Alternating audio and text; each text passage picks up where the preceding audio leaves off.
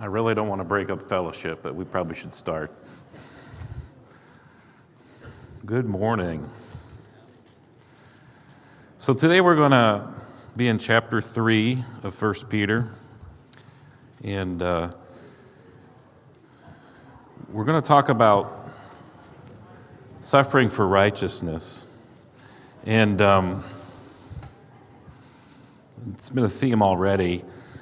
I was thinking about relative to what the first century Christians were enduring here and how it relates to us. And sometimes the principles are difficult in our modern culture because we're not necessarily going under the same persecution they were. But I was thinking about how when I was growing up, it was the Cold War.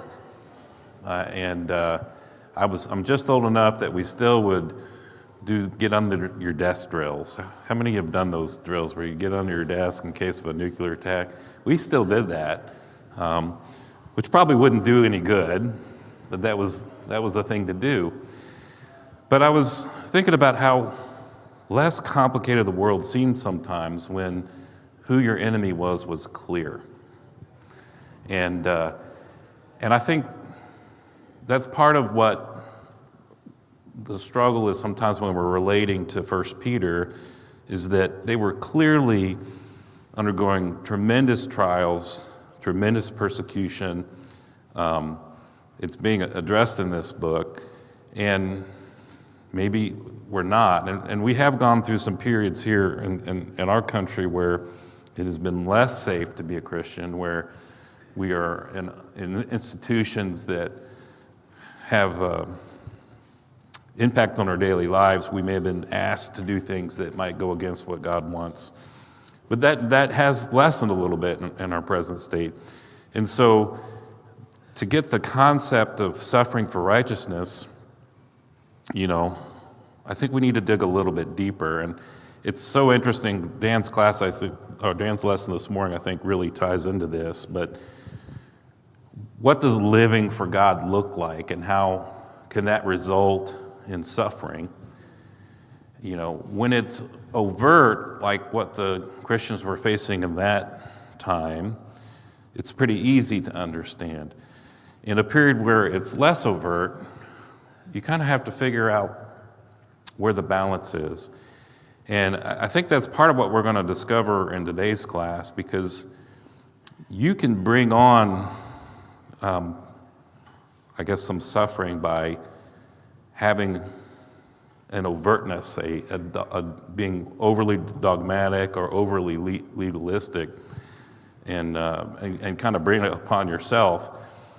I don't think that's what we're going to be talking about here today, but there is this proactive nature to this suffering for righteousness that we're going to discover today. But I wanted to take us to a verse that is not in 1 Peter to start off with. I tried to make that a little bigger at the last minute, and it didn't work. But Hebrews 11 talks about Moses, and it uses a very curious reference.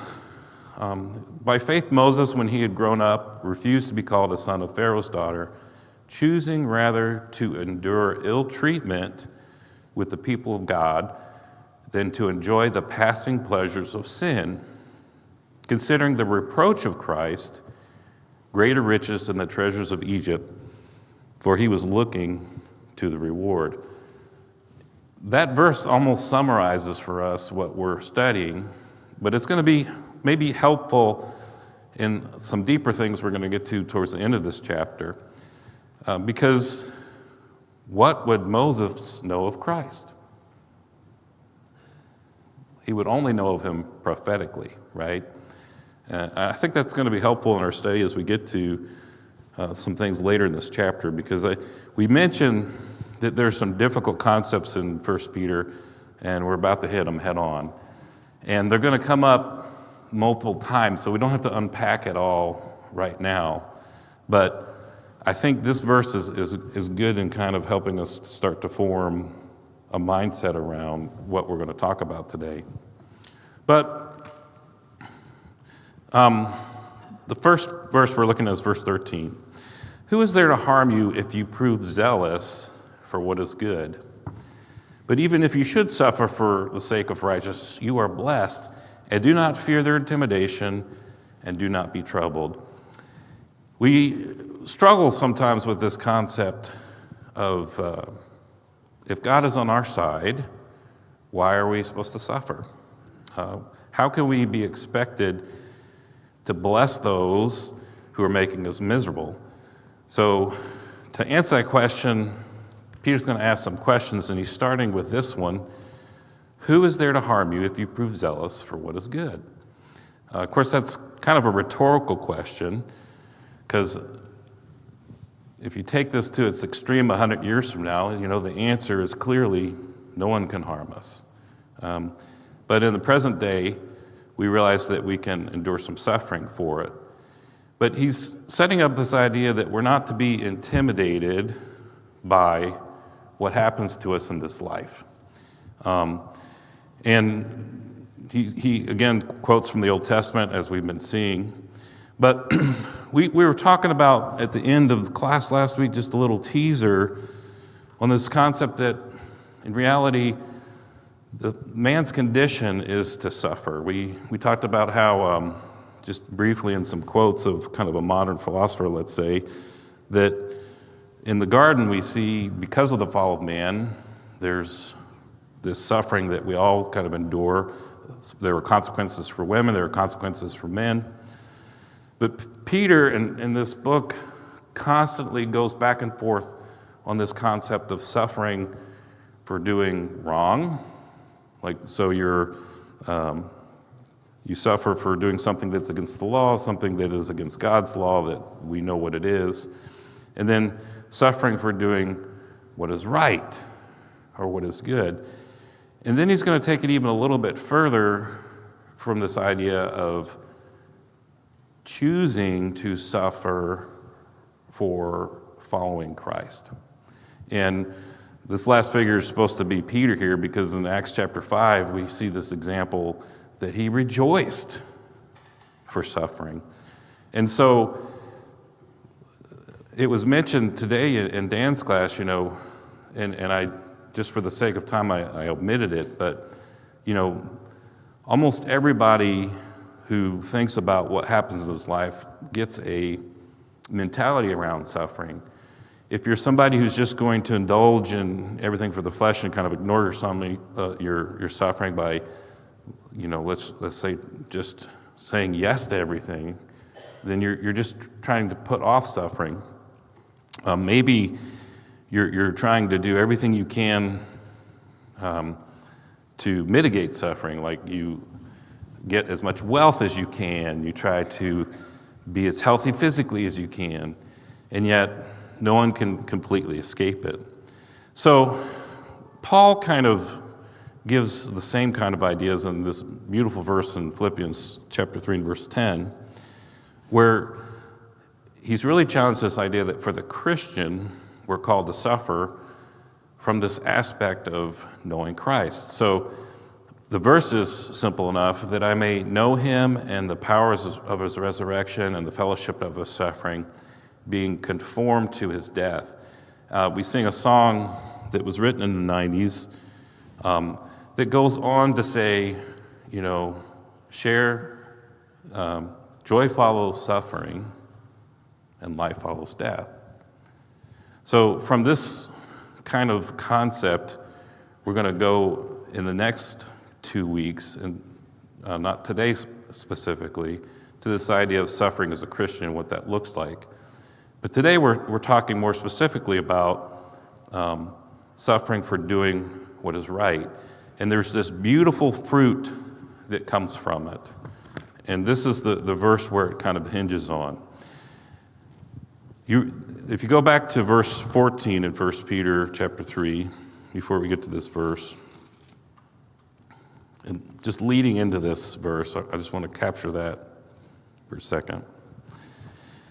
But if you should suffer for the sake of righteousness, you are blessed, and do not fear their intimidation, and do not be troubled. So the context here is suffering for the sake of doing good, and then the response in verse 15, But sanctify Christ as Lord in your hearts, always being ready to make a defense to everyone who asks you to give an account for the hope that is within you, yet with gentleness and reverence. So here's the aspect of suffering that is more a reaction to our lives of holiness and how we might be mistreated for suffering rightly, but there's a more proactive element to it here. And again, this almost reads in a similar way to Dan's lesson this morning, because the first thing you do is you put the Lord above everything else. So I'm going to jump in this way.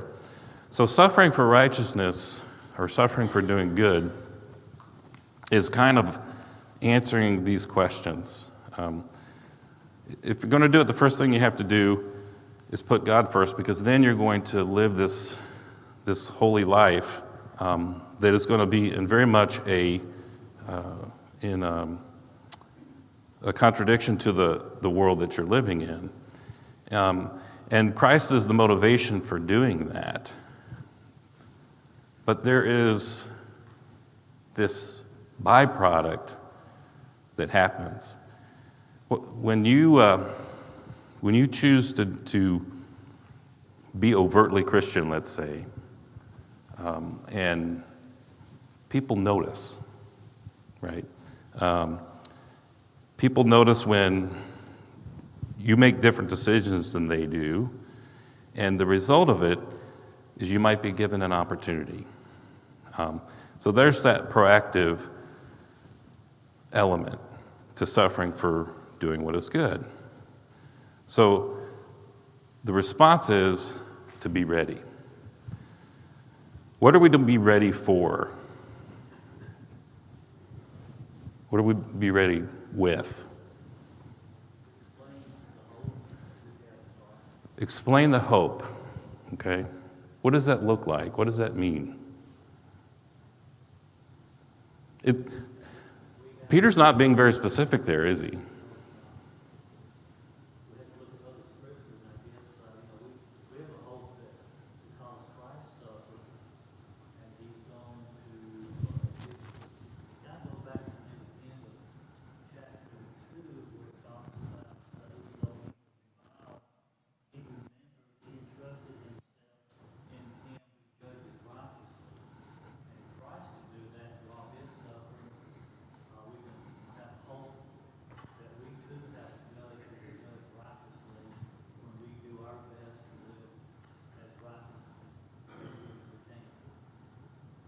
Okay.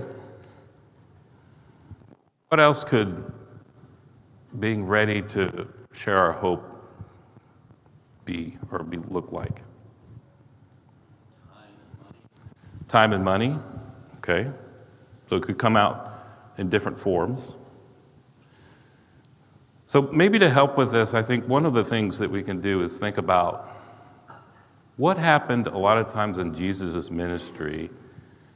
Many times this came about because Jesus both healed someone physically and he forgave sins. Do you remember what he often had to do in that case? He wasn't quite ready for everything to be fulfilled, so he'd have to tell them, don't tell anyone, right? But they were so inclined, because of what had happened to them, to go and share what Christ had done for them. So in the simplest terms, we have this opportunity to just share with others what Christ has done for us. So in the simplest terms, that's all it is. To be ready to share for the hope that is within us. And I think the fact that it is so ambiguous allows us to do that in whatever way that works for us. Yes? We have adequate recorded eyewitness accounts of the death and resurrection of Jesus. We believe we can participate in that resurrection. Mm-hmm. Every Christian has that hope. Every Christian knows the reason they believe is because of that resurrection. We don't have to have big Bible scholars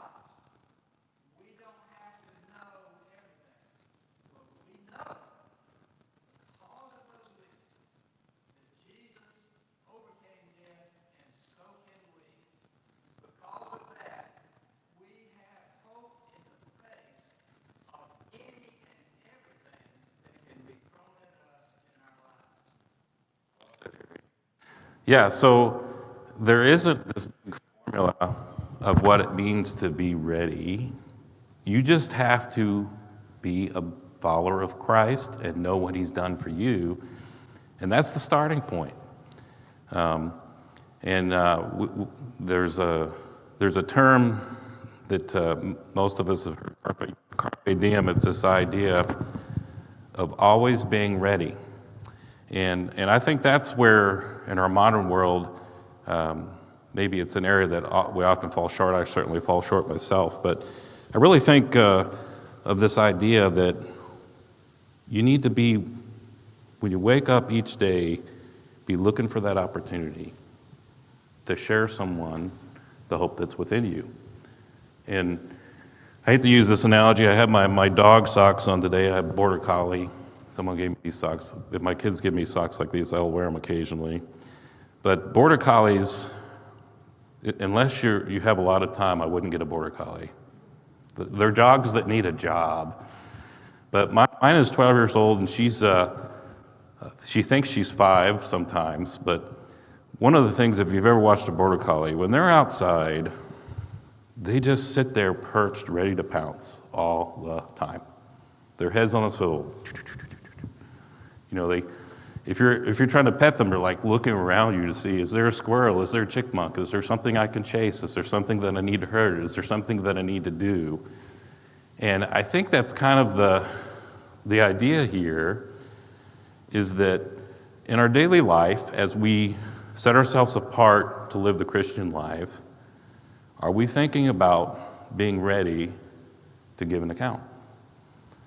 And I think that's the challenge for us in times where maybe we're not as oppressed by what's going around us, but we have an opportunity. What's just an example of just an opportunity that might pop up in your daily life where you can take this approach? Say that again. What's an example of where just in daily life you might have an opportunity to share something about the gospel? A person that you meet. Like wherever you might have gone, right? Anybody else? At work, for sure. I think one of the things that we tend to do sometimes is be very private about our faith and try to be separate from it. But you know, over a period of time, people might notice that you're different. It might give you an opportunity. You know, over a period of time when you're around the same people a lot, that kind of lessens a little bit. You know, I think it was Brett Favre was talking in that thing that we did Sunday night last time about how some of the little opportunities happen when we don't participate in the same things. But sometimes over time that weakens, and I was really reminded of that because I left the company after 14 years and people really knew me, and they would stop using language around me because I wouldn't participate in it, right? So you had that impact on people. And for some period of time, you have an opportunity to use that to break the ice. So now I've started with a new company, and I came home from work the other day and said, yeah, Katie, I can tell I'm at a new place because people don't have a filter around me. But if I just don't do anything with that, have I seized the day? So it can be something just as simple as that. And we need to look for those opportunities. And there's that kind of last part of it there is with gentleness and reverence.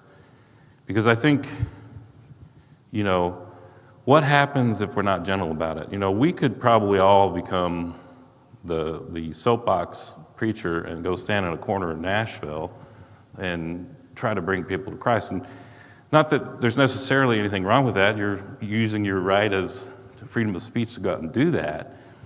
But how effective is that if we are just in people's face? There's a balance there. It has to be with gentle and reverence. And what's really cool about this formula, if you will, is that it's not saying to be ready, you have to have this big, long list of references. And it's not really giving any thing about the person who might be treating you badly for righteousness' sake. But it does tell us that the onus is on us not to be harsh, not to be cruel, but to be respectful, to be gentle, and start from wherever a person is. And that's kind of the beauty of what happens when we're persecuted. It results for good. It results for good. And if we look at the course of history throughout our Bibles, we can see many times bad things would happen that would later turn around and build momentum for the good. And that's the way a Christian is to live their life, looking for opportunity where maybe someone meant something bad for us, that we can say, you know, you meant that for bad for me, but let me tell you about what my faith in Christ has done for me. So it's just, I think, a good parallel with what Dan talked about this morning, is that if we're putting God first, these opportunities are going to come our way when we're around other people. Yes, Bill? I think of three things that have happened over the last couple of months are going to happen. We're going to have the Fall Fest next weekend, where we will invite neighborhood families, kids to come here, and that might put a seed in their minds that, yes, coming to the Church of Christ and learning about the Bible might be a good thing. A number of our people have gone off to summer camps down in Mexico and Arizona, etc., where they went and had an opportunity to go talk to some of the locals that we did. Or David, Harper, and Josh at the World Bible School dinner that we had here the other night, where they throw a dinner for us, and we all have an opportunity to turn around and talk to somebody at that table about this. So it doesn't necessarily have to be a quote hardship to go and do. It could be something that is pleasant to attend or to do, and we can lay that seed. Yeah, very good point. So he mentioned three things there where this doesn't necessarily have to look like a hardship, whether it be the Fall Fest or the mission trips that have been recently or World Bible School that we do. Absolutely true. And tonight will be the missions presentation, I think, too. So we'll get another opportunity to see that as well. But I do think this is really more in that kind of, instead of this proactive program, this is more in my daily walk. This is more wherever I find myself, at the grocery store, at work, at school, wherever I might be ready to share. And I think that's the challenge that we have. And, you know, if we look at the growth of the church in aggregate, we know that, you know, the church in the United States was growing leaps and bounds in the 50s. And it has less so over recent years. And now the church is growing in many cases, doubling in other countries in just a few years. Ultimately, this is how people are generally brought to Christ. It's through some neighbor, some coworker, some relationship. And we can put all the programs together, you know, but when it comes to in our own communities, this is where it happens. So, you know, it could be as simple as inviting your neighbor to Fall Fest, and if you know they're going to come, making sure you're here and being hospitable and so on.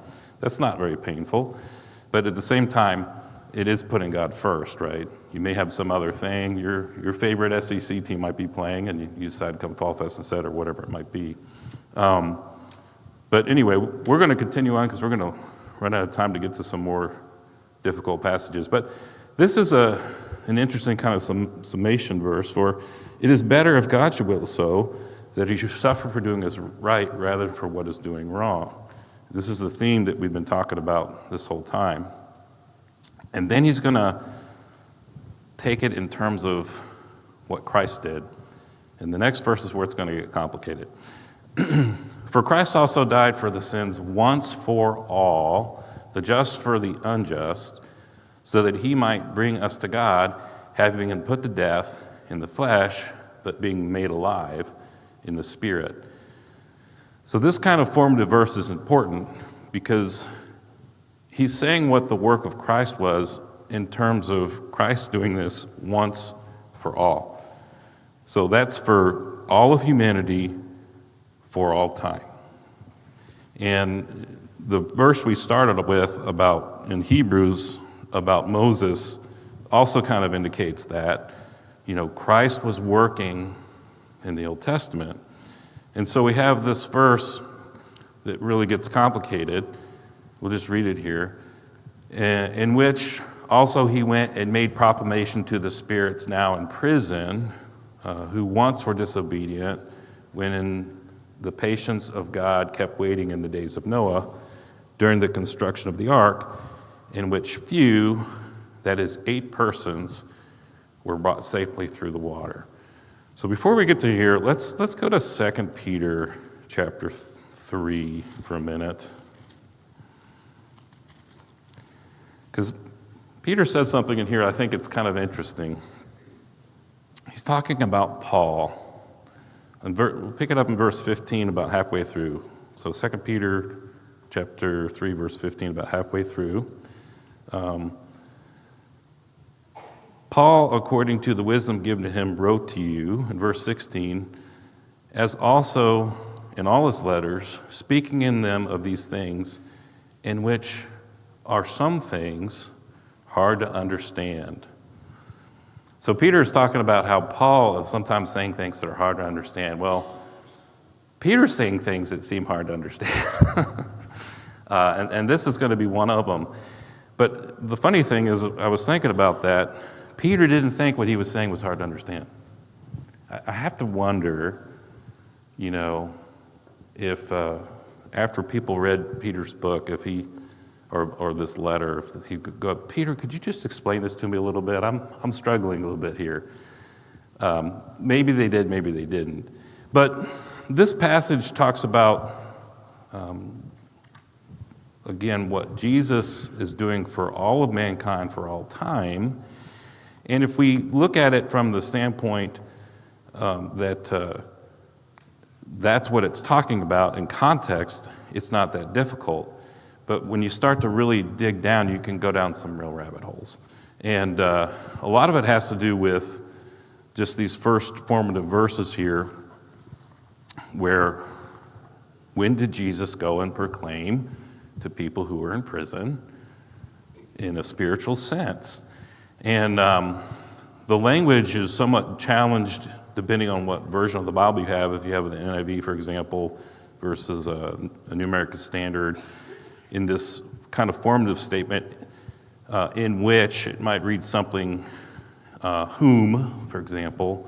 But some of the complexities and confusions come by what agency this happened. Was it the Holy Spirit that went? Was it in some spiritual manner Christ went into the past? Or in this period of the time of his death and his resurrection, was that the time that Christ went? And depending on how you look at those things, people can chase a lot of rabbits on it. And we'll have 2 or 3 other times to kind of dig into this deeper, because we're going to talk in the next chapter about something in reference to the angels. There is a reference to angels in the first part of this book. There's a reference in 2 Peter chapter 2 to angels and a lot of spiritual things. But I think for today, we're not going to need to go too deep into it, because it's just really introducing this idea that Jesus was present and throughout all of time. So we have this idea coming from the Gospel of John. What does the Gospel of John start with?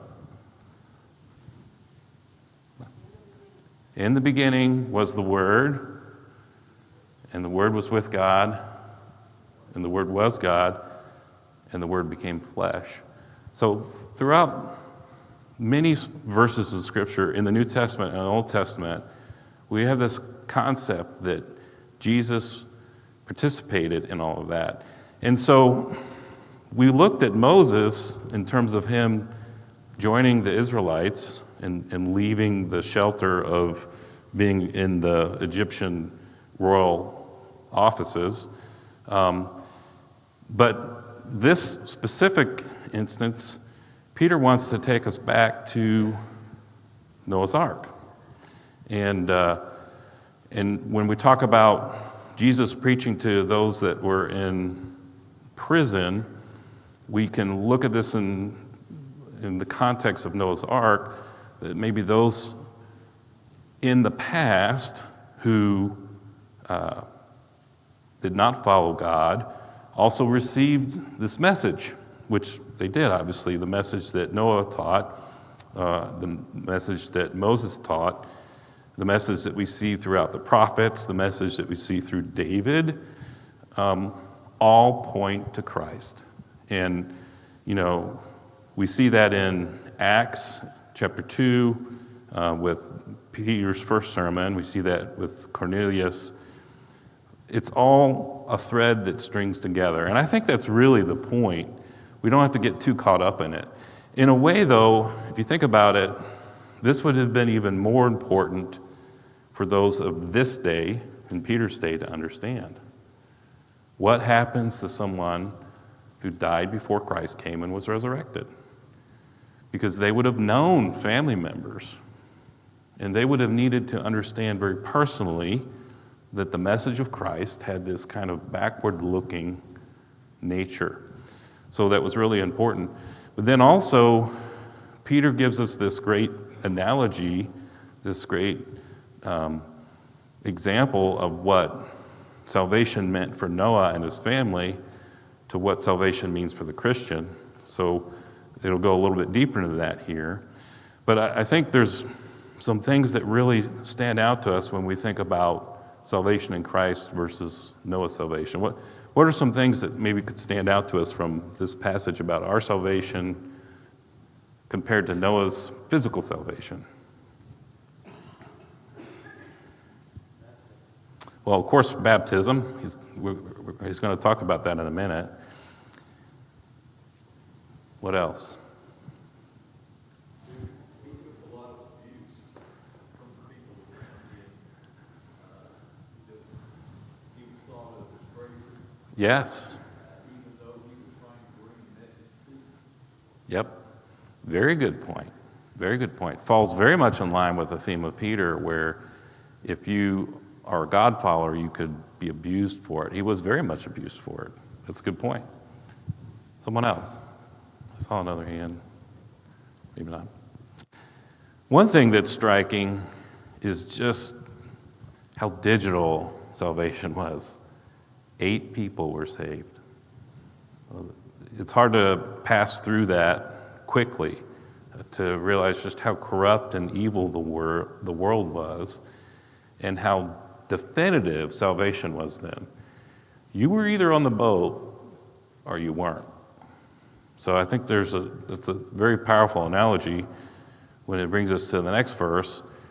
Corresponding to that, baptism now saves you, not the removal of dirt from the flesh, but an appeal to God for a good conscience through the resurrection of Jesus Christ, who is at the right hand of God, having gone in heaven after angels and authorities and powers have been subjected to him. So, yes, it is this very close correlative connection to baptism, Noah's Ark, and baptism.